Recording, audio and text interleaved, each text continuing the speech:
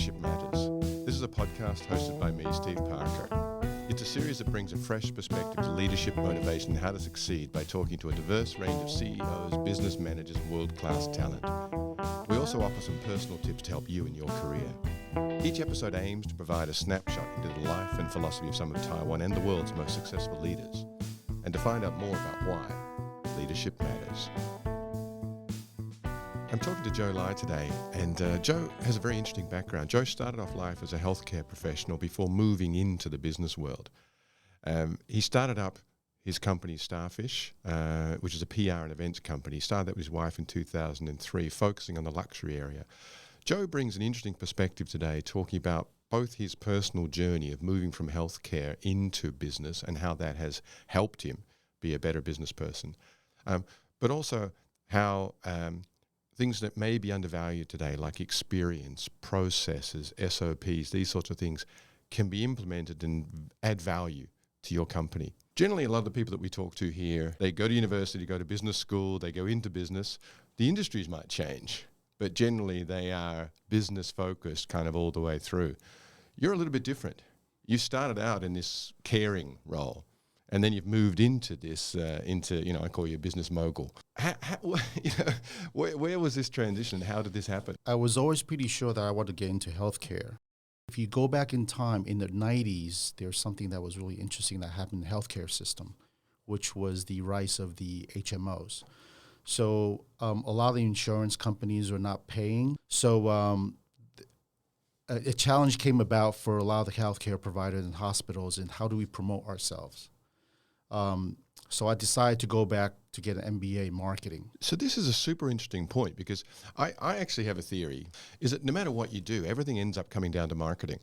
Yeah, I think if you're looking at, even in different industry, right? If you look at art, I taught at Shijian University for 3 semesters, and, there are a lot of talented, very young, talented college graduates to be, and they're in the art field. And I told them that if there's anything that you need to do, is that you need to know how to package yourself.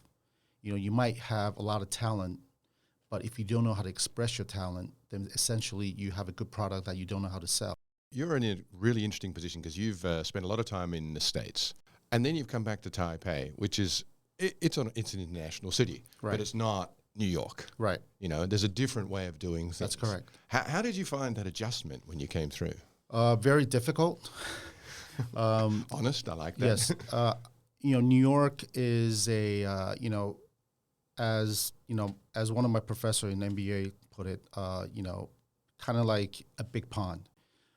For me, coming back from Taiwan, obviously, first the challenge was to not look at a lot of projects from a long-term goal standpoint.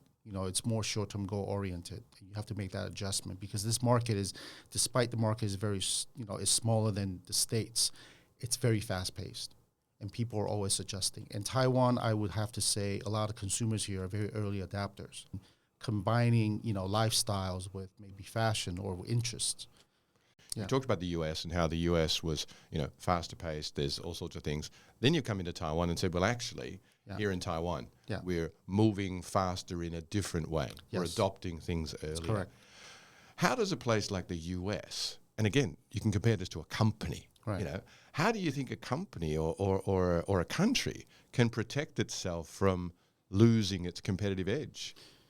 I think if you have the fundamental skill, I think you're a little bit foolproof in terms of facing some of these fast adapters, because they're skipping many steps in getting to the end results. And by skipping those many steps, it might not be advantageous down the road, because you don't know all the process and all the procedures in achieving that end goal and the proper ways of doing it. So when there's no problem, when the market is in high demand, then you're not going to be challenged. But when you start hitting recession, or when you start hitting kind of like a global downturn, then you're going to see a lot of problems that surface as a result of not, achieving where you're at by going through the proper steps. So I'm hearing you saying that basically you think part of a process of creating a great product or whatever is you need to have kind of repeatable processes in place. You need to have a solid foundation of what you need to know what you want to achieve, but you also need to have all of the kind of individual steps in place. Well, repeatable process, and also I would have to say a little bit of a patience and experience. They've thought about the processes before it happens. Right. They put it in place because they know that this may happen. That's right. And also I think, being through the cycles means that you get to see it improve. And, maybe 3, 5, or 6, 7 years within one company. Some people talk to me and they don't necessarily, some of the younger people I talk to don't necessarily value experience. They look at what's happened before and go, oh, that's how people used to do things. Right. Maybe because maybe some older people in their office don't use line as much as they do, or whatever it is. But these are just habits, right? But what you're telling me is actually these kind of processes, these life cycles, year cycles, multiple year cycles, experience of stuff actually adds a lot of value, right? And that we should listen. Yeah, I'm a firm believer that value stays the same. It's just the medium that changes.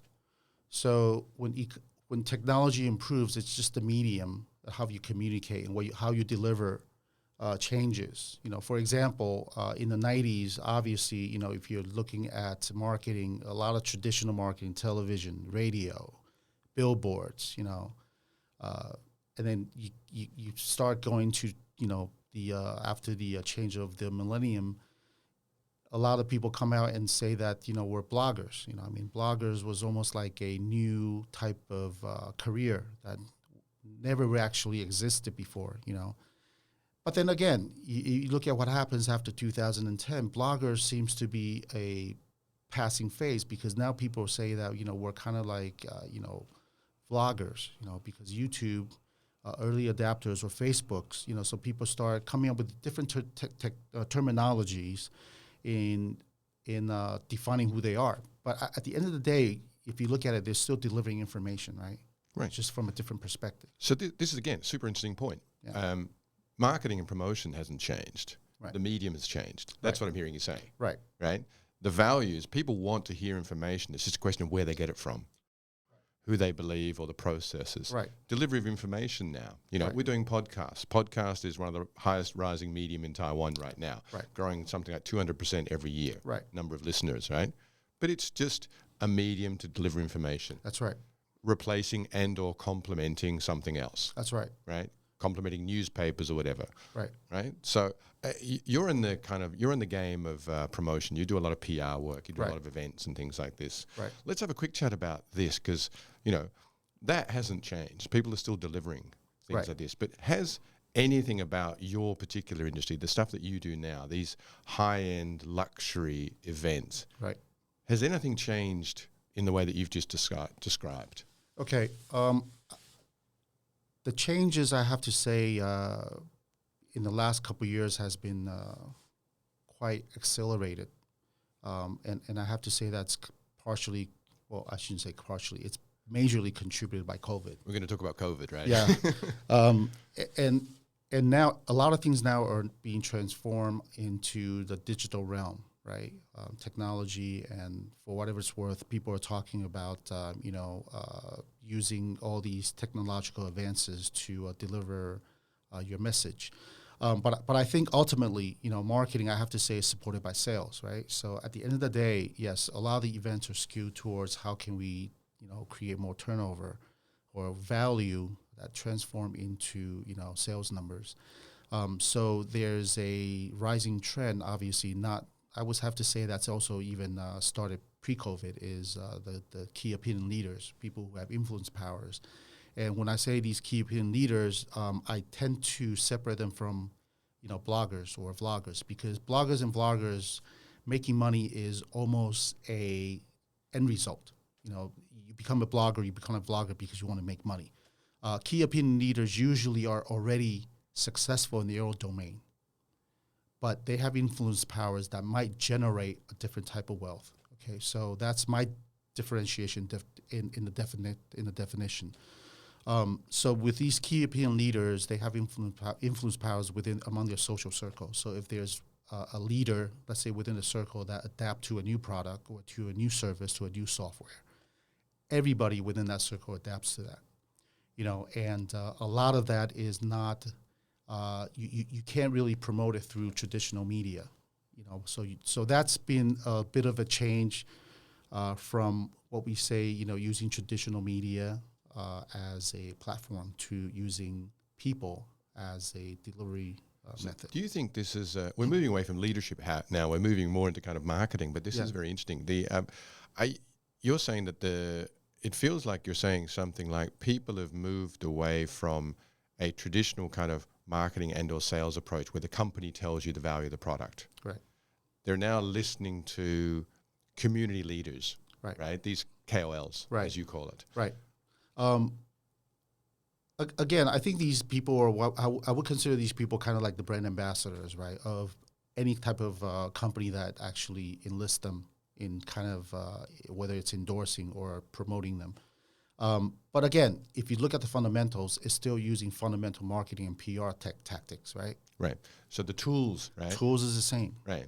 Well, I'd say the process is the same. Process is the same, right? But the tools are changing, right? But I think a lot of people overlook that because they start to think that it's it's a different ball game, but you're still playing baseball. Okay, but you might not be playing on grass, but now you're playing AstroTurf, but it's still baseball, right? Who knows? 10 years from now, we might be playing the different type of more athlete-friendly material, but it's still baseball. So I think people, if you don't forget that, then you'll still stick to your fundamentals. Okay, but if you start to lose sight of that, thinking that all the data that I see are believable or everything that's been given to me are, it's exactly how I should just, do my execution, then I think that's when you'll see maybe some challenges come about because you might not have the basically what happened is with advance of technologies, a lot of times people might start to rely a little bit on their intuition and on their fundamentals. So I want to move on a little bit now and talk about what you do. Right. I mean, you are a very successful PR management company. Right. You have a team of about 4 or 5 people. Yeah. And obviously you outsource a lot of things that you do. That's correct. This is a particular kind of leadership role because not only are you leading in a company, right, you also have to manage these relationships externally. Right. And you're dealing with, let's be honest, some people are more competent than others. Right. Some companies are bigger than others. Right. Some people have a very clear idea of what they want. Some people don't. You're managing internally, and I've talked a lot in this program to managers who deal internally. Mm-hmm. You're in a unique position of actually having to manage, and also you're managing vendors and external resources. Right. How do you do all of this without actually going crazy? It's very difficult.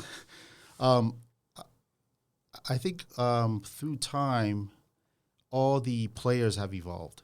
And when I say players, there's the internal customers, the external customers, right? The external customers are my clients and even my vendors because, they're supporting me throughout my projects. The internal customers are obviously, my staff or employees who's, work with us throughout the years. I think ultimately with employees is, I like to put it, all right, let me hold on that. Okay, so throughout the years with my internal customers, with employees, I tend to have this model of you kind of lead through respect, and not through fear because I find in Taiwan a lot of times people lead through fear and, having went to elementary school here, I kind of understand how that happens.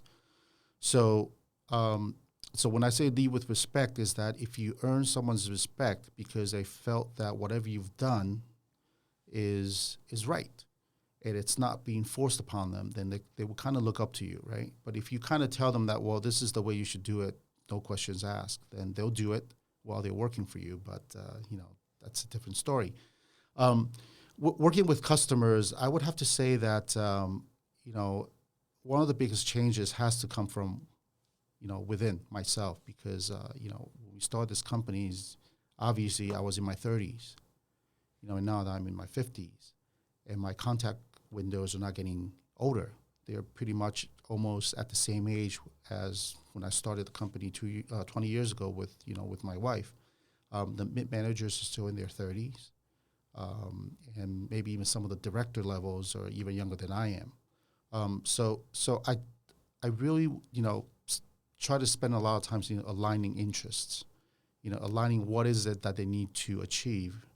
And as best as we can, as a company, is to align and, help them achieve their goals, and that, I think that's always been the same.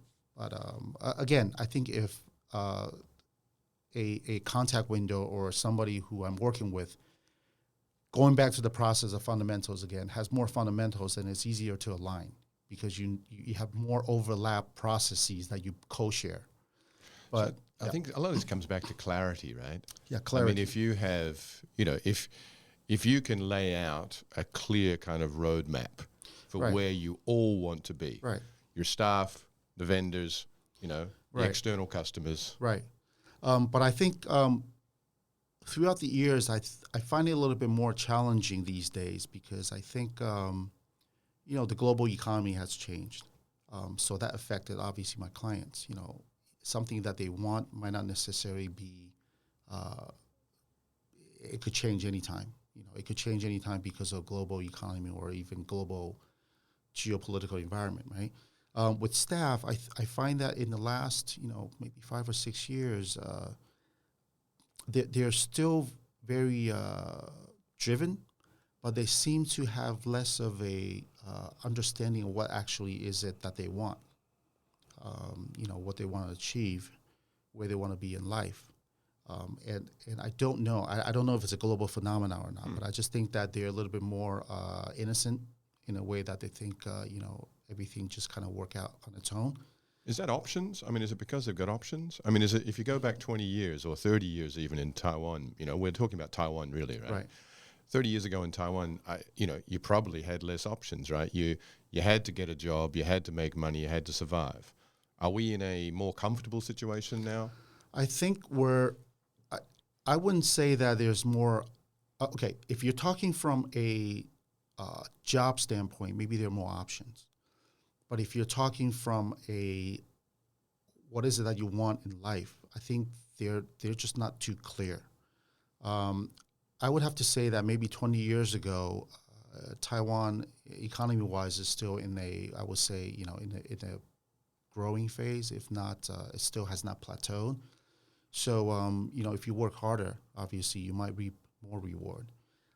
In the recent years, obviously, Taiwan, also with COVID, has experienced a lot of setbacks, especially in the service industry. And in turn, if the general public is, a little bit more wary about the future and not having confidence, and obviously they're spending less, and that affects, all the different industries. And I think when that happens, there's a little bit of a where do I go from here type of, attitude with some of the. So how do you build up this confidence in these, if you're talking about part of it's confidence, part of it's optimism, part of it's kind of seeing where you can, how do you open up the eyes of staff? The only thing that we can do is through some internal training, and so through some internal coaching or communication. So sometimes I do spend time with my staff talking to them a little bit. When they experience some problems, I try to take them through it. When they face some situations that seems to have no answer, obviously a lot of time it's not really their problem. And it's not my client's problem either because, when something happens, it's just, when COVID happens and you can go out, you can run an event, it's nobody's fault. So you kind of have to, do a lot more coaching or counseling. I hate to put it that way, but yes, a little bit more counseling than what I would need to do maybe 20 years ago. You seem like a very positive kind of person, Joe. You always bring a lot of optimism and positivity to any meeting I've ever seen you involved in. And part of this, I think, is because of in your industry, you're dealing with external customers, you're dealing with your internal customers, it's your own business. I mean, you want it to be successful. You're dealing with vendors who may have different requirements and different needs, and you're bringing this all together and kind of creating these incredible events. Right. How do you, in a previous podcast, I talked to a guy about this process of bringing your best self to work every day. Right. And that's really hard. I mean, I find it super hard. Yeah. I wake up in the morning and I'm just like, some mornings I just want to sit with a piece of toast for the Right, next of 4 course. hours. How do you go about bringing your best self to these activities? I try to find balance between work and what I do personally. So, I take photography classes, DJing classes, and working with sampling machines and trying to do something. I think it's finding something to set that balance. I'm a Libra, so balance is very important to me. And optimism, yeah, you're right. You don't wake up every day thinking that today's going to be a glory day, but I also find that optimism actually opens up your, how should I put it? Maybe it opens up a little bit of your mindset, and that would help you achieve, maybe creativity, management ability, or, the way you go about. Because, if you come across as a little bit of a happy person, I think people around you will kind of feel that, Right. know. And I also feel that, that for whatever it's worth, that would actually, you only live so many years in your life, right? So I think that if you can choose to go about your day, being very grumpy, or you can choose about going your day just, thinking that things are not actually that bad. And I think that if you open up your mind a little bit more, it would bring a lot more positivity to everything you do. I like this point you're making about, in some ways, happiness is a choice. Yes, In some ways. it I mean, is. obviously, we don't want to go down the path. I mean, there are people who genuinely struggle Yeah, of with course. these issues, of course. But in some of the smaller cases, I think Yeah. happiness is generally a choice. Yes. It's almost like, if you're looking at any challenges that you face on a daily basis. I mean, obviously, if it's a health situation, then it's different, right? Because there's sometimes it's just not something that you can say, well, I feel good today, but, it's due to health issues. But aside from that, if you go into any situation with more of an optimistic mind, then you tend to find better solutions.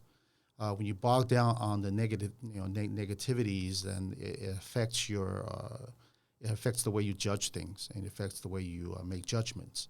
And I think that as a somebody who strives to be a leader, or for any young professionals who wants to go into a job, I always say that give yourself more patience, because most of the times your boss will give you the time of day when you make mistakes. But a lot of times I see that it's the it's the it's the person himself or herself that actually talk themselves out of doing Right. things. Right. There's a lot of this kind of, I'm not good enough. I can't do this. I did a bad job. But actually, when I talk to people that work with me, my biggest thing is I want to know what went on. Right. I don't care if it went badly. Right. Actually, I don't. I seriously don't. Right. If it goes badly, you can fix it, That's right. right? But That's you right. want to know what happened. It's the lack of information. It's the lack of involvement. It's That's the right. I've heard a lot of really good points today, Joe. We've really ranged across a very wide range of topics here. But I just wanted to kind of bring it back and maybe summarize a little bit of what I think you've been sharing today. And if you have anything as a kind of a last statement, let me know. But you've talked about experience being super important, right? Don't devalue the fact that you've got years or whatever it is in a process. Experience helps. You learn stuff. The processes themselves are important. And it's also important as part of that to have patience. Not everything can be done today. Sometimes you need to let things kind of boil, or you need to learn a bit more, or you need to kind of come back to it, but you need some patience. The mediums may be changing, but the values don't change. Marketing, selling, these fundamentals are the same thing, but you need to understand what the tools are. What are the tools that are being used today? Learn those tools, but also learn the fundamentals of the process. As a leader, you need to earn respect. How you do that is up to the individual, right? But you need to earn respect, whether it's being, whether it's being positive, whether it's being someone who knows more, whether it's being someone who puts in more time, whatever it is, you need to earn the respect. You can't just lead by position. And that's what I'm hearing from you. Aligning your interests across multiple different groups, you've got to have clarity of kind of purpose and vision. If you don't align, then there's no way that you're going to be able to work together, whether that's a client, staff, whoever it is. And I would suggest that's probably in life as well, right? Friends and That's family, right. That's right? right. Yeah. Leading with optimism And I've seen you do this. You're very. I've seen you in situations where it would be difficult to be optimistic, Yeah. but I've seen you remain optimistic and positive. And I think leading with optimism is good. And as you say, medical issues notwithstanding, happiness can be a choice. You can project. You can, maybe even you have to act a little bit. Just create a character or something like that to create this kind of optimism. But that can be a choice. Don't defeat yourself. That's right. Right? Don't be your worst enemy. And this final thing kind of that you brought up, which is really interesting with your experience from the healthcare area, is the importance of counseling. Yeah. I mean, especially in Taiwan, I think we can devalue this. But this ability to have a safe space where you can go to a manager, a colleague, a friend, whatever it is, and say whatever it is that you've got that you need to talk about. Right. If you're doubting yourself about a particular job or a function or whatever like that, I think leaders need to be open to say, okay, I understand. What are you struggling with, and what resources or what tools or how can I help or, point them in the right direction. But certainly I think creating this safe space where people are able to bring up what is not working for them, I think is super important. Yeah. Joe, it's been a pleasure chatting to you today, and I've learned a lot, as always, by doing this program. And thank you for bringing your perspective on Leadership Matters today. Thank you, Stephen. Thank you for having me. You can listen to this podcast live on the fourth Monday of every month on ICRT, and after that on the ICRT website, Apple Podcasts, Spotify, or wherever you get your podcasts. Just search for Leadership Matters by Stephen Parker. You can also check out my social media. I'm on Facebook, Twitter, LinkedIn, and Instagram. We'll see you next time.